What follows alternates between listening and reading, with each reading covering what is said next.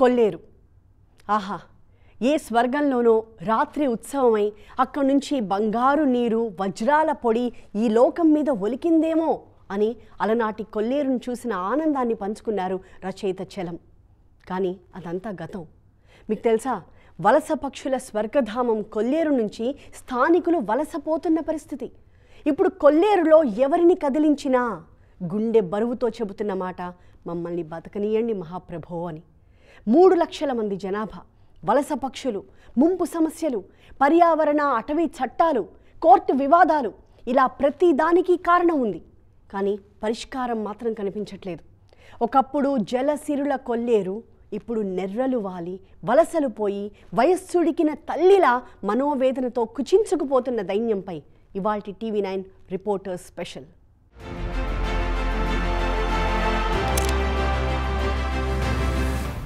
అసలు కొల్లేరుకి ఏమైంది? దశాబ్దాలుగా పిట్ట, నేల, నీరు మాటని జరుగుతున్న రాజకీయంలో కొల్లేరు ప్రజలు సమిధలుగా మిగిలిపోయారా? దశాబ్దాల నిర్లక్ష్యం, స్వార్థం, ముందు చూపులేని విధానాలతో కొల్లేరు కుచించుకుపోతోంది. ఎండాకాలం రాకుండానే ఎండిపోతోంది. అతిపెద్ద మంచినీటి సరస్సు ఇప్పుడు కాలుష్య కాసారంగా మారిపోయింది.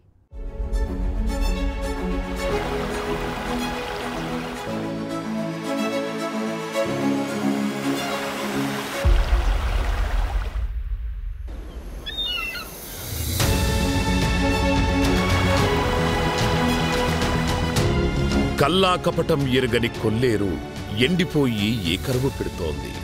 చూసేవారి మనసులను కలిచివేసేలా మెలిపెడుతోంది. తేట ఊటలాంటి తటాకం కొల్లేరు సోయగం. స్వర్గానికి తోవా కొల్లేరు అని చెప్పే కథలు కథగానే మిగిలిపోతోంది. కొల్లేరు అంటే నీరు మాత్రమే కాదు, లక్షలాది మంది ప్రజల జీవితాలు, విదేశాల నుంచి వలస వచ్చే పక్షుల భవిష్యత్తు, మనుగడ. తరతరాలుగా నీటినే నమ్ముకొని, నీటిపైనే ఆధారపడి, నీటిలో దొరికే చేపలను పట్టుకుని జీవించే ప్రజల జీవితాలు. కృష్ణా, గోదావరి డెల్టాల మధ్య సహజసిద్ధంగా ఏర్పడిన మంచినీటి సరస్సు ఇది. ఇంద్రకీలాద్రిని తాకుతూ వచ్చే కృష్ణ, కొవ్వూరు గోపాదాల రేవులో పూజలందుకుని తరలివచ్చే గోదావరి కొల్లేరులోనూ కలుస్తాయి. అయితే ఈ నీరు పవిత్రం అనుకుంటే మనం పొరపాటు పడినట్లే. ఎందుకంటే సముద్రం నుంచి వచ్చే ఉప్పు నీరు, కాలువల ద్వారా వచ్చే కాలుష్యం కొల్లేరుకు శాపంగా మారాయి. అట్నుంచి పక్షుల వలస, ఇట్నుంచి మనుష్యుల వరస. కొల్లేరులో ఉన్నాయి కానీ అవి లేవండి. అది జీవనోపాధికి అంతక్కడ ఏది లేదండి. బతికి చెడిన మంచినీటి సరస్సు వ్యథ. అసలు కొల్లేరు కన్నీటి కథకు మూలం ఎక్కడుంది? కొల్లేరుకేమైంది?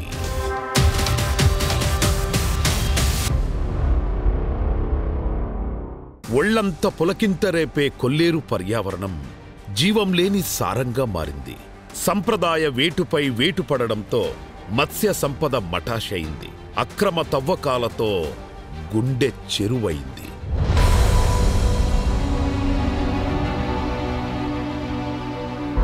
జలచరాల వసంతము నుంచి జీవచ్ఛవమై నిలిచింది.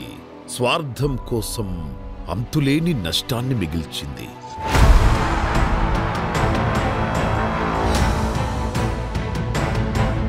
పచ్చటి కొల్లేరులో చిచ్చు పెట్టారు. చెరువులను చెరబట్టి సరస్సుల ఉసురు తీశారు. జీవరాశికి, మత్స్య సంపదకు తూట్లు పొడిచారు. ప్రకృతి సిద్ధమైన మంచినీటి జాడే లేకుండా చేశారు. ప్రాణవాయువు లేదు, అంతా విషమే. ఫలితంగా కొల్లేరు రూపురేఖలే మారిపోయాయి. సరిగ్గా 19 సంవత్సరాలు అవుతుంది కొల్లేరు ఆపరేషన్ జరిగి. అయితే ఇప్పటికీ చేపల చెరువుల సాగు ఆగలేదు. కొల్లేరులో ప్రజల జీవితాలు మెరుగుపడలేదు. మరోవైపు పక్షుల మనుగడ ఇప్పటికీ ప్రశ్నార్థంగానే మారినటువంటి పరిస్థితి. అసలు కొల్లేరు కన్నీటి కథకు మూలం ఎక్కడుంది? ముగింపు ఎప్పుడు దొరుకుతుంది? కలుషిత కొల్లేరును చూస్తే కన్నీటి సుడులు తిరుగుతాయి. ఏమైందా ప్రకృతి సోయగం? ఏమైందా నాటి వెన్నెల్లాంటి చారిత్రక నేపథ్యం అన్న బాధ కలుగుతోంది. పైనుంచి మన పొల్యూషన్ వాటర్ కొల్లేట్లో దిగిపోవటం, దానివల్ల చేప కొల్లేట్లో అరిదైపోవటం, ఇన్ని జరుగుతున్నాయి సార్. మాకు కనీసం ఇటువరకు కూలి పని వచ్చేది 600-700 రూపాయలు చేపలు పడి, ఇప్పుడు ఒక్కోసారి కూర చేపలు దొరకట్లేదు. దోసిటితో పట్టి దాహం తీర్చుకునే కొల్లేరు ప్రస్తుతం పారిశ్రామిక కాలుష్యం, చేపల చెరువుల వ్యర్థాలతో విషంగా మారింది. ఆదాయం కోసం లేని చెరువులను తవ్వి జీవన వైవిధ్యాన్ని ప్రశ్నార్థకంగా మార్చారు. కొల్లేరును గాయపడ్డ గగన శోకంలా మిగిల్చారు. ఇదంతా రంసార్ సైటే, అవాయంత నిమిత్తం లేదు, ఎందులో అడుగు పెట్టడానికి వీలు లేదు అని ఉన్నది. అంటే అడుగు పెట్టడానికి లేదంటే మత్స్యకారులు ఇష్టం, హాయిగా వాళ్ళు చేపలు చేసుకోవచ్చు, ఏదైనా చేసుకోవచ్చు. కమర్షియల్ యాక్టివిటీస్ ఉండకూడదు. జట్టీలు కట్టుకోవచ్చు, ఏదైనా చేయొచ్చండి. వాళ్ళ జీవితం కోసం పనికొచ్చేది, వ్యాపారాలు చేసుకోవచ్చు, ఏదైనా చేయొచ్చు. అది దానివల్ల హాని జరగకూడదు జీవావరణ వ్యవస్థ. అది ఒకప్పుడు కొల్లేరు ప్రాంతం వ్యవసాయంతో పచ్చగా ఉండేది. 1976లో అప్పటి ప్రభుత్వం కొల్లేరును చేపల చెరువుగా మార్చేసింది. పశ్చిమ గోదావరి, కృష్ణా జిల్లాల్లోని 146 సొసైటీలకు ఆ చెరువులను అప్పగించారు.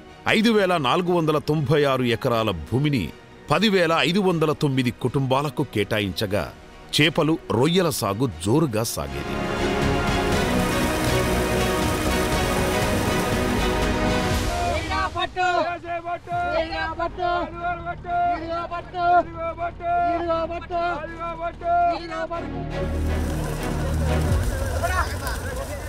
ఆక్వా సాగుతో చెరువుల తవ్వకాలు పెరుగుతూ పోయాయి. దానికి తోడు పరిశ్రమల ఏర్పాటు మరింత కాలుష్య కాసారంగా మార్చేసింది. వాటి ప్రభావంతో క్రమంగా ఆక్రమణల పర్వం 1000 ఎకరాలకు విస్తరించింది. అది ఉపాధి కోసం తవ్విన చెరువులు కాదు. 1500 ఎకరాల చెరువు, 1000 ఎకరాల ఒక చెరువు, 100 ఎకరాలు, 200, 500 ఎవడు ఇష్టం వచ్చినట్టు వాళ్ళు అది తవ్వేసి కొల్లేరు అనేటువంటి ప్రపంచ ప్రసిద్ధమైనటువంటి ఒక ముఖ్యంగా వెట్లాండ్ అనేటువంటి జీవావరణ వ్యవస్థని పూర్తిగా ధ్వంసం చేసేది.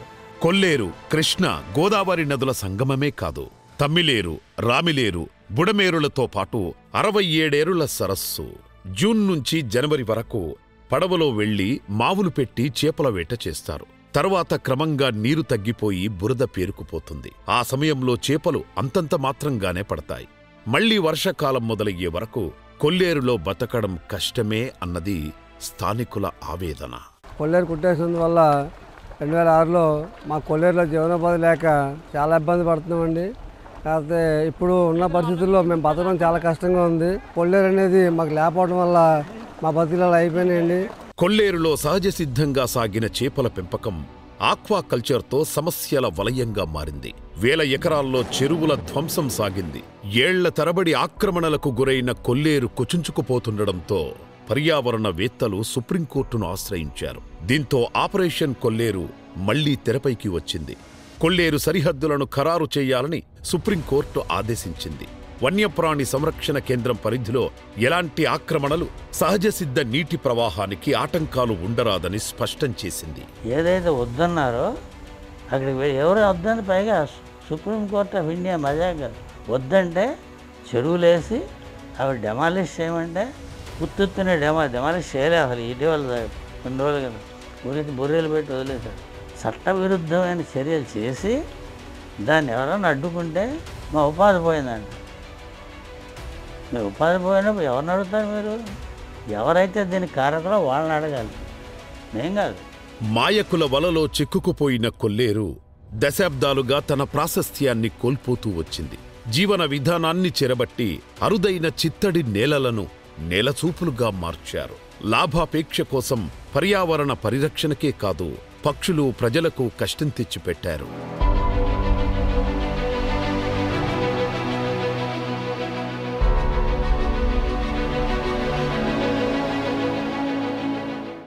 కొల్లేరంటే సుందర ప్రకృతి విలాసమే కాదు, కొల్లేరంటే లక్షలాది పల్లెకారుల జీవన సంగీతం. కొల్లేరంటే పక్షులు, పర్యావరణ సౌందర్యమే కాదు, సామాన్యుల పొట్ట నింపే ఆనంద కాసారం. కానీ ఇదంతా ఒకప్పుడు. ఆక్రమణలు, కాలుష్యం, కోర్టులు, వివాదాలు వెరసి రైతులు భూముల్ని కోల్పోయారు. మత్స్యకారులు, వారిపై ఆధారపడ్డ కూలీలు వలసబాట పడ్డారు. ఒక్క మాటలో చెప్పాలంటే నీటిని వదిలిన చేపల్లా గిలగిలా కొట్టుకుంటోంది కొల్లేరు. సూర్య చంద్రులు పలకలపై మెరిసిపోయే కొల్లేరు ఒకప్పుడు ఎలా ఉండేది, ఇప్పుడెలా ఉంది? ఆవాసం కోల్పోయి వలస పక్షులు, బతుకుదెరువు పోయి మత్స్య కార్మికులు. కొన్నేళ్లుగా కొల్లేరు జీవం కోల్పోయి ఒట్టిపోయింది. కాలంతో పాటు కొల్లేరు ప్రాంతంలో సమస్యలు పెరుగుతూనే వస్తున్నాయి. వాటికి పరిష్కారం కోసం ఇక్కడ ప్రజలు ఎదురుచూస్తూనే ఉన్నారు. 2006 కొల్లేరు ప్రక్షాళన తర్వాత కొల్లేరు గ్రామాలు ఎందుకు అభివృద్ధి చెందలేదు? సొసైటీ జిరాయితీ భూములకు ఎందుకు నష్టపరిహారం ఇవ్వలేదు? టూరిజంగా ఈ ప్రాంతం ఎందుకు అభివృద్ధి చెందలేదు? ఈ ప్రశ్నలన్నీ కొల్లేరు నుంచి వినిపిస్తున్నటువంటి ప్రశ్నలు. వీటికి సమాధానం మాత్రం కాలానికి వదిలేయాల్సిన పరిస్థితి.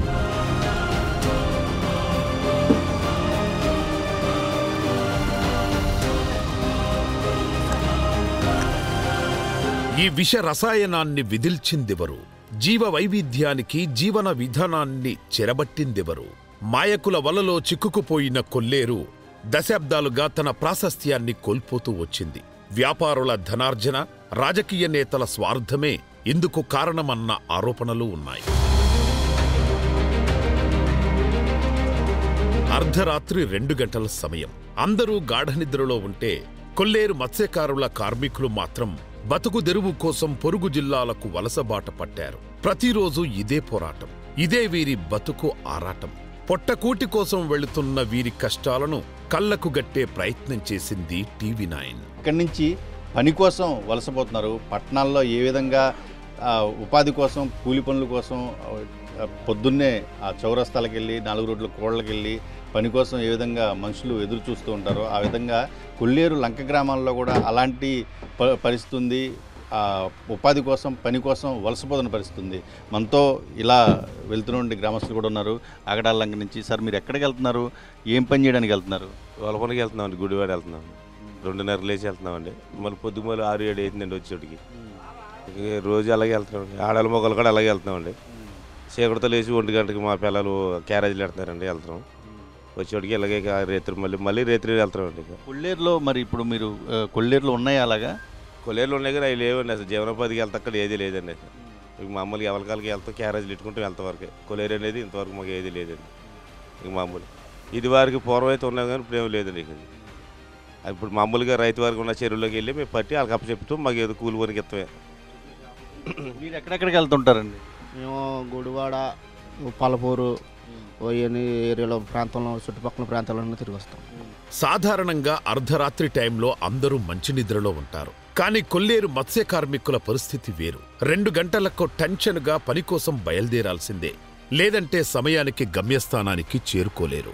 అందుకోసం ఆటోలు, డీసీఎంలు, లారీలు ఇలా ఏ వాహనం వస్తే అందులో బయలుదేరుతారు. చెరువులో దిగి వల్లాగుతూ ఉంటాం. వల్లాగి వాటి వరకు వచ్చిన తర్వాత చేపలు పై గట్టి మీదకి వేసి రైతుకి అప్పచెప్తామండి. అంటే మీకు 365 రోజులు ఈ పని ఉంటుందండి? ఉండదండి, సీజన్ పెట్టానండి. రేట్లు బాగుంటే ఉంటాయి, లేకపోతే ఇంటికాడండి. మరి ఖాళీ రోజుల్లో ఏం చేయాలి? ఖాళీ రోజులు ఖాళీ ఇంటికాడేనండి. ఉపయోగ పని ఏం లేదండి అసలు. ఖాళీ మీ గ్రామంలో ఫస్ట్ నుంచి ఇలానే అంటే మీరు చాలా రోజుల నుంచి గ్రామంలో ఉంటారు కదా, ఫస్ట్ నుంచి ఇలాగ బయటికి వెళ్ళి పనులు చేసుకుంటారా? సాంప్రదాయంగా మీరు మామూలుగా వలలు పట్టుకొని కొల్లేరులో వలేసి చేపలు అలా చేయరా? నుంచి కూడా అలాగే వెళ్తున్నామండి. మాకు ఉపాధి ఏమి లేదు. కొల్లేరు అంటే వలస పక్షుల కేంద్రం. ఇతర దేశాల నుంచి, ఇతర ప్రాంతాల నుంచి ఈ కొల్లేరు ప్రాంతానికి వలస పక్షులు వస్తూ ఉంటాయి. అయితే ఇక్కడ నుండి ప్రజలు అదే పక్షుల మాదిరిగా తమ జీవనోపాధి కోసం, కుటుంబ పోషణ కోసం ఇతర ప్రాంతాలకైతే వెళ్తున్న పరిస్థితి కనిపిస్తుంది.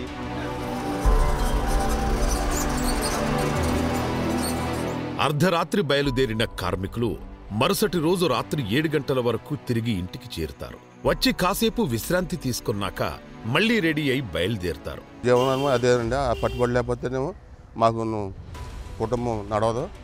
అంత మాత్రం ఉండమే, అందరం అంత బలమైన వాళ్ళం కాదు. ఎంత వస్తుందండి మా వస్తే 15,000, 18,000 కాదు లేదండి, 15,000, 14,000, 13,000 అలా వస్తుందండి నెలకే. అయ్యే జాగ్రత్తగా మహిళ మండలం డబ్బులు అని, ఈ పాల బిల్లులు అని, కనీసం నీళ్ళు కాడ కొనుక్కుంటామే కానీ నీళ్ళు కాడ నెల రోజుకి 30 రూపాయలు నీళ్ళు కొనుక్కోవాలండి. అంతంత మాత్రం వచ్చే ఆదాయమే అయినా కుటుంబాన్ని పోషించుకునేందుకు వీరు పడే కష్టాలను చూస్తే కన్నీళ్లు రాకమానదు. మాకు 2006లోంచి చెరువులు కొట్టేసిన కాడి నుంచి మేము ఊళ్ళో బతుకు తెరువు లేకండి వలస వెళ్ళిపోయాం. ఊళ్ళో కూడా వల్ల పనులకి వెళ్ళేవాళ్ళం అండి. వల్ల పనులు కూడా ఊళ్ళో ఉండట్లేదండి. రాత్రి 3ంటికి లేచి మళ్ళీ పొద్దుమూల 6ంటికి రావడం జరుగుతుందండి. అలాగా పనులకి వెళ్ళడం కూడా మాకు చాలా ప్రమాదాలు జరిగాయండి. ఎంతోమంది చనిపోయిన వాళ్ళు ఉన్నారు, వాళ్ళలో చనిపోయిన వాళ్ళు ఉన్నారండి. అలా బతకలేక నేను నాసిక్ జిల్లా మహారాష్ట్ర నాసిక్ జిల్లా ఏటకెళ్ళానండి. వలస వెతలు చూస్తే ఎన్నో కన్నీటి గాథలు కనబడతాయి. కార్మికుల బ్రతుకు పోరాటం ఇలా ఉంటే ఇక్కడికి ప్రతి ఏటా వచ్చే విదేశీ పక్షులకు కొల్లేరుతో విడిదీయరాని అనుబంధం ఉండేది. కానీ ఇప్పుడా ప్రకృతి శోభే కరువైంది.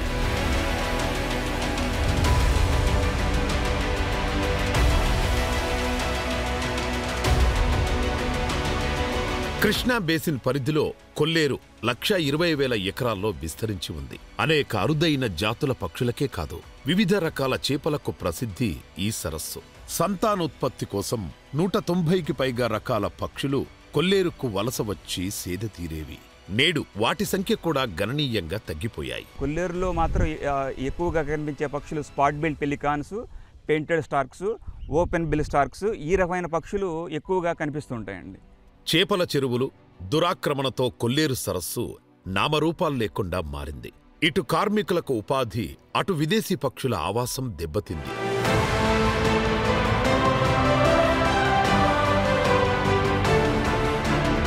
కొల్లేరులో చేపల సాగుతో జీవించే మత్స్యకారుల పేరుతో వ్యాపారులు చొరబడటం, ఆక్రమణలకు పాల్పడ్డారు.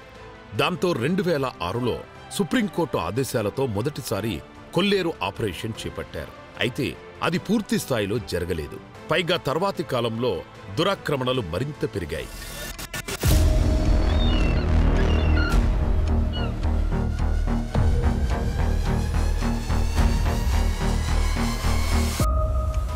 పర్యావరణ పరిరక్షణకు పోటు పొడిచారు. పక్షులకు, ప్రజలకు కష్టం తెచ్చిపెట్టారు. కొల్లేటి గురించి ఒకటని కాదు, ఎన్నో కథలు కళ్ల ముందు కదలాడుతాయి.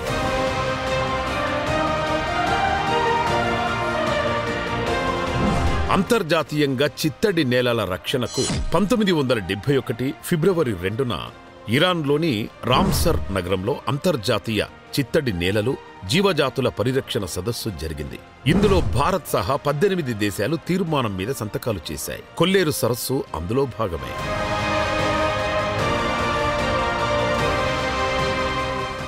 గ్రాడ్యువల్గా ఇక్కడున్న టెక్టానిక్ యాక్టివిటీస్ మూలాన సీ వాటర్ అనేది ఎంట్రూడ్ అవుతూ లేక్ మిడిల్లోకి సెలినిటీ ఎంటర్ అవడం జరిగింది.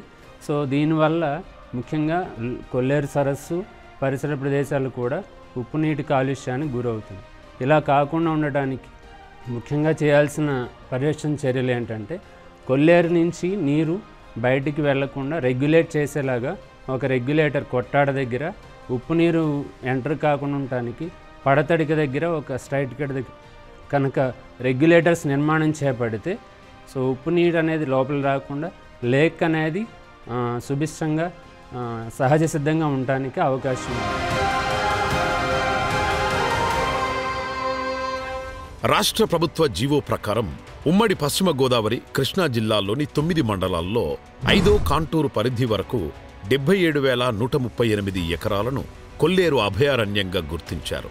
మార్చి 19 వరకు సుప్రీంకోర్టు డెడ్లైన్ ఇచ్చింది. కొల్లేరులో 5వ కాంటూరు లోపల ఉన్న చేపల చెరువులు కొట్టివేయాలని. కానీ ఇది కొల్లేరు ప్రజల జీవన్మరణ సమస్య. చాలా రాష్ట్రాలు గవర్నమెంట్ ఆఫ్ ఇండియాలో ఫండ్స్ తెచ్చుకుంటున్నాయి, లేక్ సైడ్ డెవలప్ చేసుకుంటున్నాయి. ఈ రాష్ట్రంలో ఫండ్స్ అడిగినోడు లేడు, తెచ్చుకున్నోడు లేడు, డెవలప్ చేసింది లేదు. గవర్నమెంట్ ఆఫ్ ఇండియా ఫండ్స్ ఇస్తే ఖర్చు పెట్టిన దాఖలాలు లేవు. యూఎన్డిపి ఫండ్స్ ఇచ్చారో ఏమైపోయినాయో తెలియదు. ఏ విధమైన డెవలప్మెంట్ లేదు, పబ్బం గడుపుకుంటున్నారు, జనాల మీద బతుకుతున్నారు. వాస్తవం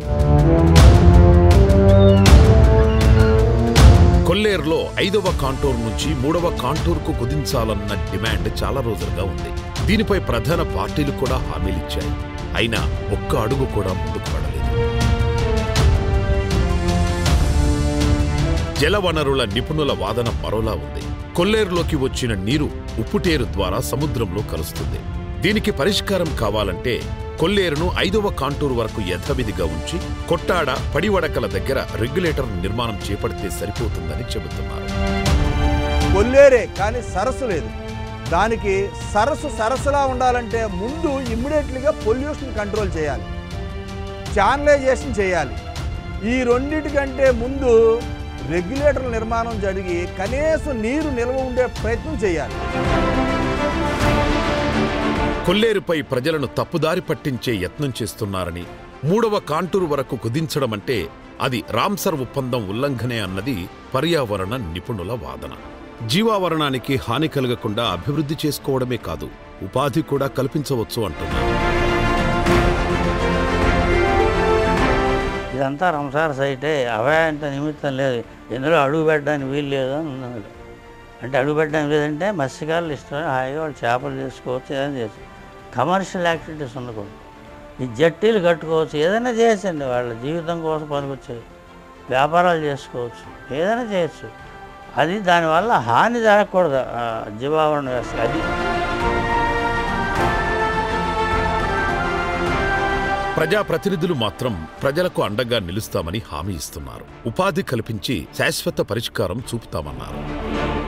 కాంటూర్ కుదించడానికంటే ముందే వాళ్ళకి కావాల్సింది ఏంటంటే వాళ్ళ భూములు ఫస్ట్ సెక్యూర్ చేయాల్సి ఉంది. ఎన్డీఏ కూటమి కంపల్సరీ కొల్లేరు ఇష్యూ సాల్వ్ చేయడానికి మేము ముందున్నాం, శాశ్వత పరిష్కారం చేస్తామని చెప్పాం. ఆ శాశ్వత పరిష్కారం తరపునే మేము ప్రయత్నం చేస్తాం.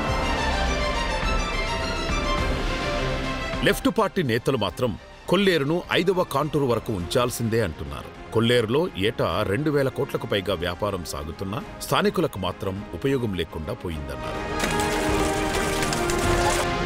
3వ కాంటూరు కుదిస్తే దగ్గరగా మళ్ళీ ఒక 37,000 ఎకరాలు కొల్లేటు భూమి బయటకు వస్తే దాన్ని మళ్ళీ కబ్జా చేసుకొని చేపల చెరువులు తవ్వుకోవడానికి కావాల్సిన ప్రయత్నం చేయాలనే ఆలోచనతోటే ఇట్లాంటి డిమాండ్ పెరుగుతూ ఉందో తప్ప కొల్లేరును మాత్రం రక్షించడానికి కాదు. మొదట చేపట్టిన కొల్లేరు ఆపరేషన్ సమయంలో ప్రభుత్వం స్వాధీనం చేసుకున్న 1000 ఎకరాల్లో జిరాయితీ సొసైటీ భూములు కూడా ఉన్నాయి. అవి తిరిగి బాధితులకు ఇవ్వలేదు. కొద్ది రోజుల తర్వాత స్థానికులు తిరిగి వాటిని స్వాధీనం చేసుకుని సాగులోకి తీసుకువచ్చారు. ఇది తమ జీవన హక్కు అని చెబుతున్నారు. ఇవాళ వలస పక్షులు రావాలన్నా, ఇక్కడ కొల్లేరు ఉండాలన్నా మనుషులు ఉండాలండి. మనుషులు ఉంటేనే పక్షులు ఉంటాయి. పక్షులు ఉండాలంటే నీళ్లు ఉండాలి. నీళ్లు ఉండాలన్నా మనుషులు ఉండాలి. దయచేసి మా బాధను కూడా అలా వినండి. అసెంబ్లీ తీర్మానాలు, కాంటూరు కుదింపు హామీలు, అజీజ్ కమిటీ ఇవేవీ సమస్యకు పరిష్కారం చూపలేకపోయాయి. కొత్తగా కొల్లేరు సమస్య సుప్రీంకోర్టుకు చేరడంతో ఏం జరుగుతుందోనన్న ఉత్కంఠ అయితే నెలకొంది. ఏది ఏమైనా కొల్లేరును రక్షిస్తూ ప్రజల హక్కును కాపాడాల్సిన బాధ్యత ఎంతైనా ఉంది. అప్పుడే మళ్లీ స్వచ్ఛ కొల్లూరు కళ సాకారమవుతుంది.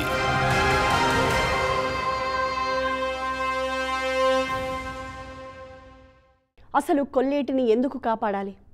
ప్రపంచానికి అటవీ ప్రాంతాలు ఊపిరితిత్తులైతే కొల్లేరు లాంటి చిత్తడి నేలలు మూత్రపిండాల్లాంటివి. భూమిపై కాలుష్యాన్ని ఇముడ్చుకుని తాజాదనాన్ని వ్యాపింపజేయడంలో వీటి పాత్ర చాలా గొప్పది. అధిక వర్షపాతం వల్ల కృష్ణా, గోదావరి నదుల్లో ఎక్కువైన వరద నీటిని కొల్లేరు స్వీకరిస్తుంది. అది లేకపోతే చుట్టుపక్కల ప్రాంతాలన్నీ మునగక తప్పదు. అటు పర్యావరణం, ఇటు ప్రజా జీవనం ఈ రెండూ అవసరమే. జనజీవితాలకు విఘాతం కలిగించే పర్యావరణ సమస్యల్ని పరిష్కరించడం ఎంత అవసరమో ప్రజలకు మేలు చేసే ప్రకృతి సోయగాలు కూడా అంతే అవసరం. ఈ వైరుధ్యాన్ని పరిష్కరించడంలో పాలకులు చిత్తశుద్ధితో వ్యవహరించాల్సి ఉంటుంది. మన కోసం, మన పిల్లల కోసం, మన ముందు తరాల కోసం కొల్లేరుని మనం కాపాడుకోవాల్సింది. ఇది ఇవాల్టి రిపోర్టర్ స్పెషల్. మరొక అంశంతో మళ్ళీ కలుద్దాం. చూస్తూనే ఉండండి TV9.